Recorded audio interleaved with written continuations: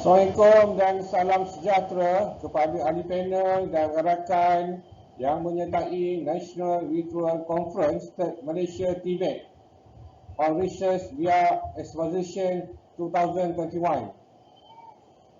ataupun Matrix 21.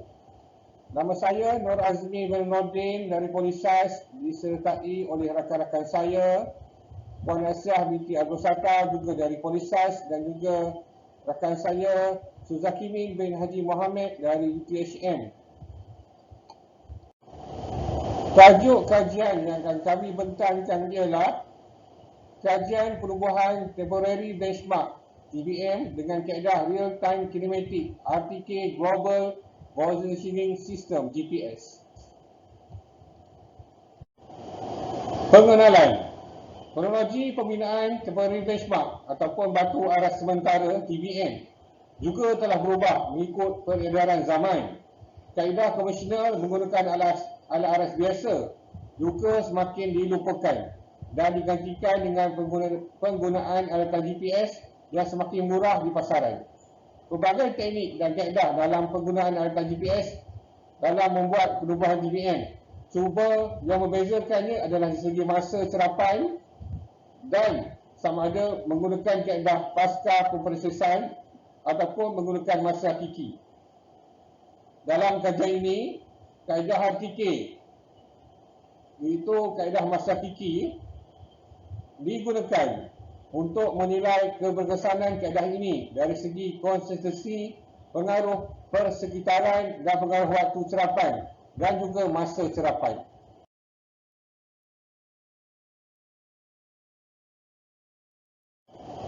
Kita lihat pada kronologi pembinaan aras ketinggian, di mana ketika dahulu pada awal permulaan kita menggunakan peralatan ukur aras untuk memindahkan ketinggian aras, yang mana ianya memerlukan masa sejam lebih untuk kerja-kerja yang 1 km. Kemudian kita beralih pada GPS statik yang memerlukan masa sejam ke atas, GPS statik yang menggunakan 10 minit, dan yang kita bincangkan dalam kajian ini menggunakan GPS RTK yang menggunakan minimum masa 5 saat sahaja untuk mendapatkan nilai ketinggian. Apakah latar belakang masalah pada kajian ini? Kita lihat sebenarnya kaedah konvensional yang menggunakan ala aras untuk memindahkan nilai ketinggian memerlukan masa yang banyak dan bergantung pada keadaan cuaca ketika cerapan. Kerja ukur aras juga tidak sesuai dijalankan pada masa tengah hari kerana bahan dari jalan raya. Kaedah ala aras juga tidak boleh dijalankan lagi apabila cuaca sudah menjadi gelap. Rujuk pada rajah iaitu kronologi pengukuran untuk penubuhan TBM bermula dari pengukuran aras hingga ke kaedah RTK GPS. Kaedah statik GPS juga adalah antara yang selalu digunakan untuk penubuhan TBM. Namun dalam kajian penggunaan RTK GPS dengan yang masa singkat ini, kita harapkan dapat membantu ramai juruukur di lapangan sebagai menjadi garis panduan kepada mereka. Kajian ini juga akan digunakan oleh pelajar-pelajar jurusan geometrik sebagai panduan kepada penggunaan alat GPS dengan kaedah sistematik dan efisien.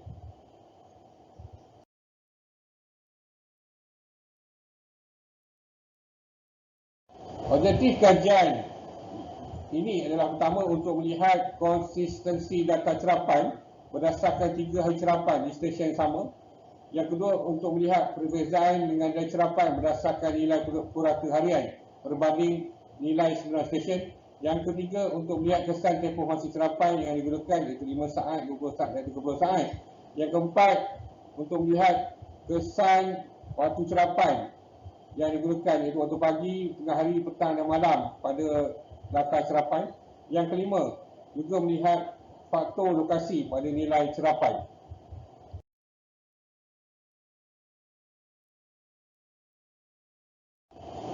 Berikut adalah lokasi cerapan.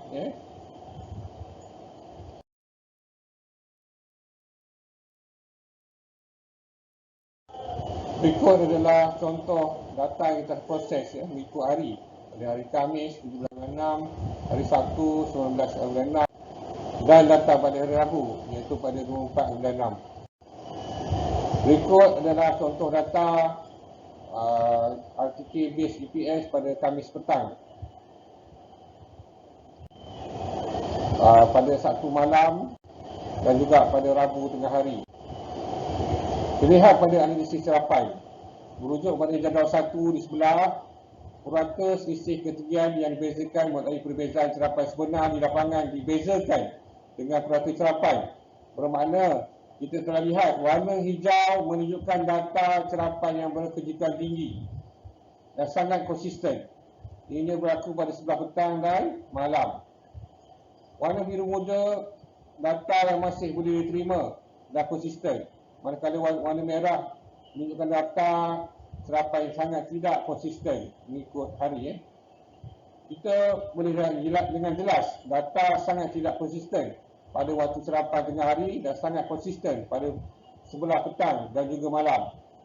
Ini juga berkemungkinan terdapat gangguan atmosfer pada data dari satelit.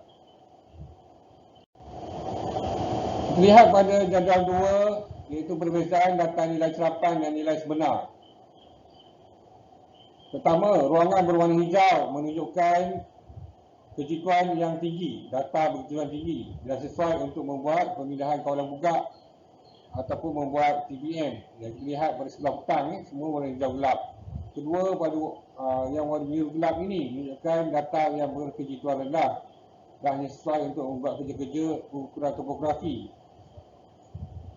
Semua tempat sesuai, semua waktu sesuai untuk membuat kerja-kerja topo, kecuali di dalam hutan, Kod DH dan juga di sebelah bangunan tinggi pada waktu tengah hari sahaja yang tidak sesuai. Data serapan waktu tengah hari ini tidak akan memuaskan untuk kawasan hutan, dalam hutan dan tepi bangunan, yang mungkin juga disebabkan oleh pengaruh atmosfer dan multiple error. Terlihat pada graf analisis serapan konsistensi data yang di bawah talian penglihatan elektrik, talian api dan juga di kawasan tanah lapang, di mana data tersebut konsisten pada waktu pagi, petang dan malam, kecuali pada waktu tengah hari. Dan kita lihat pada analisis serapan kejutan data, iaitu perbandingan dengan nilai sebenar, kita lihat pertemuan nilai serapan paling hampir pada sebelah petang. Nilai serapan yang sebenar paling hampir pada sebelah petang untuk kawasan di bawah pokok dan juga di dalam hutan. So jelas menunjukkan perubahan TBM sebenarnya amat sesuai dijalankan pada waktu petang untuk lokasi tersebut. Juga pada analisis serapan kejutan data, kita lihat pada data di atas bukit dan juga di sebelah bangunan tinggi. Kita dia lebih konsisten dan lebih jitu pada sebelah petang dan sebelah malam. Apa yang boleh kami simpulkan dari analisis data? Yang pertama, bahawa data serapan RTK GPS adalah konsisten kecuali pada sebelah tengah hari. Kedua, berbeza dengan nilai sebenar di lapangan, kebanyakan data serapan menghampiri nilai sebenar kecuali di waktu tengah hari. Ketiga, tidak terdapat perbezaan yang ketara antara tempoh serapan 5 saat, 20 saat dan 30 saat. Jadi jurukur boleh memilih dari mana-mana tempoh tersebut untuk buat serapan. Keempat, terdapat kesan yang besar pada nilai serapan mengikut waktu serapan dilakukan. Jelasnya, perubahan TBM amat sesuai dijalankan pada waktu petang atau sebelah malam. Ini adalah kerana kesan pengaruh atmosfer. Jurukur di lapangan tidak digalak sama sekali untuk membuat serapan bagi perubahan TBM di waktu tengah hari. Kelima, lokasi juga memainkan peranan penting dalam mendapatkan data serapan yang baik. Perubahan TBM di sebelah bangunan tinggi di dalam hutan tidak digalakkan berdasarkan hasil kajian. Diharapkan hasil kajian ini dapat memberi sumbangan pada komuniti, di mana ia dapat dimanfaatkan sepenuhnya oleh pelajar jurusan geometrik, iaitu hukum tanah, dan komuniti jurukur khususnya dalam perubahan TBM yang berkualiti tinggi. So, kita dapat mengaplikasi teknologi terkini dan canggih dengan mengetahui dengan lebih jelas prinsip asas kepada penggunaan teknologi tersebut. Teknologi secanggih manapun tetap ada batas dan hadnya. Jadi garis panduan sesuai perlu kita ikut supaya kualiti kerja semakin bagus. Kita juga harap jurukur di lapangan lebih berkeyakinan untuk mengaplikasikan keadaan ini dalam kerja seharian mereka. Sekian, terima kasih.